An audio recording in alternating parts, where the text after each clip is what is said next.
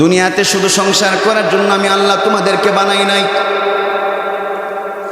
বাজারে খুশ গল্প বন্ধু বান্ধবের সাথে করবে এই জন্য আমি আল্লাহ তোমাদেরকে বানাই নাই। বিবি বাচ্চার সঙ্গে ঘর সংসার করবে এর জন্য আমি আল্লাহ শুধু তোমাদেরকে এই কারণে বানাই নাই। বানিয়েছে মৌলিক কারণ হলো তোমরা ইবাদত করবে, কোরআনের মতে চলবে, হাদিসের মতে চলবে, আমি আল্লাহর পথে চলবে, আমার নবীর তরিকাগুলো পরিপূর্ণভাবে তোমরা অনুসরণ করবে। এই জন্যই তো আমি আল্লাহ তোমাদেরকে অত্যন্ত সুন্দর করে বানিয়েছি। কথা বলেন ঠিক কিনা?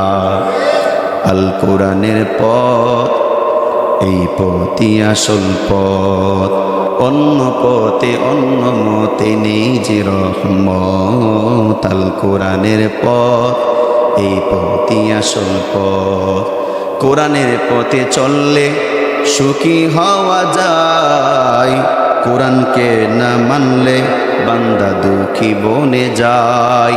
কোরআনের পথে চললে জান্নাতি হওয়া যায়, কোরআনকে না মানলে জাহান্নামী বনে যায়।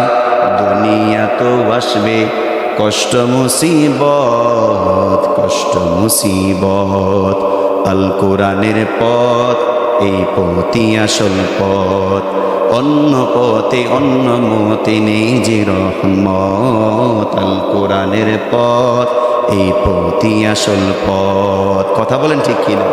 তিনি বলছেন, রাসূল সাল্লাল্লাহু আলাইহি সাল্লাম ঘোষণা করেছেন এইভাবে, ক্বালা রাসূলুল্লাহ সাল্লাল্লাহু আলাইহি ওয়াসাল্লাম, ইন্নাল আবদা ইযা আখতাআ খাতিআ নুকিতাত ফি কলবিহি নুকতাতুন সাউদা।